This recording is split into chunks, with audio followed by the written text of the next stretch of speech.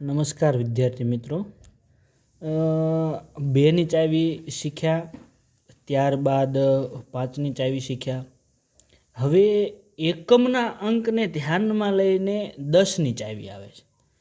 બેની જે ચાવી છે તેમાં પણ એકમનો અંકનો ધ્યાન કરવામાં આવે છે. ત્યારબાદ પાંચની ચાવીમાં એકમના અંકને જોવામાં આવે છે. અને હવે 10ની ચાવીમાં પણ એકમનો અંક જ જોવામાં આવે છે. બેની ચાવી રિવિઝન કરીએ. બેની ચાવીમાં હતું કે એકમનો અંક 2, 4, 6, 8 કે 0 હોય તો 2 વડે નિશેષ ભાગી શકાય. ત્યારબાદ પાંચની ચાવી જોઈએ તો પાંચની ચાવીમાં હતું કે એકમનો અંક 5 કે 0 હોય તો તે સંખ્યાને 5 વડે નિશેષ ભાગી શકાય. બરાબર, અહીંયા 0 બે ચાવીમાં 0 અંક જે છે તે સામાન્ય છે.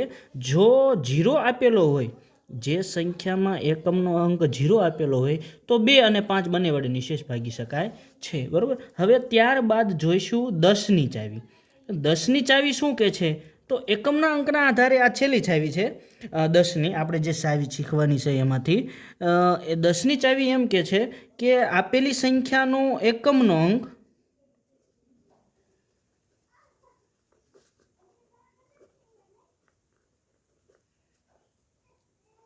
શૂન્ય હોય તો આપેલી સંખ્યાને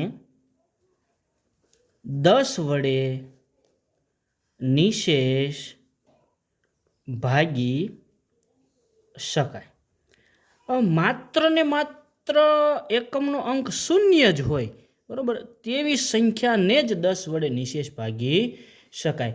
કોઈ એ સિવાયનો, શૂન્ય સિવાયનો 1 થી 9માં કોઈ પણ અંક હોય એકમમાં તો તે સંખ્યાને 10 વડે નિશેષ ભાગી શકાશે નહીં. માત્ર એકમના અંકમાં શૂન્ય હોય તો જ તે સંખ્યાને 10ની ચાવી લાગશે. જેમ કે આપણે અહીંયા એક ઉદાહરણ લઈએ, 2520, તો આ સંખ્યાનો એકમનો અંક શૂન્ય છે એટલે આ સંખ્યાને 10 વડે નિશેષ ભાગી શકાશે.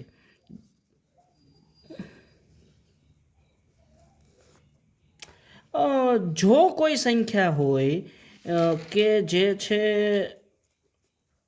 4759, તો આ સંખ્યાને 10 વડે નિશેષ ભાગી શકાશે તો કે ના, 10 વડે નિશેષ ભાગી શકાય નહીં, કારણ કે આ સંખ્યામાં એકમનો અંક શૂન્ય નથી. બરાબર, અને અહીંયા એક ટૂંકમાં એવું તારણ નીકળે છે કે કોઈ સંખ્યાનો એકમનો અંક શૂન્ય હોય તો તે સંખ્યાને 2, 5 અને 10 ત્રણેય સંખ્યાઓ વડે નિશેષ ભાગી શકાશે. કોઈ સંખ્યા જે છે, બરાબર, તે સંખ્યાનો એકમનો અંક શૂન્ય હોય તો તે સંખ્યાને 2, 5 અને 10 આ ત્રણેય સંખ્યાઓ વડે નિશેષ ભાગી શકાય. બરાબર, જો મિત્રો તમને આ વિડીયોમાંથી કંઈક શીખવા મળ્યું હોય તો અમારી ચેનલને સબસ્ક્રાઈબ કરો. વિડીયોને આગળ જે મિત્રો ગણિત શીખે છે તે મિત્રો સુધી શેર કરો.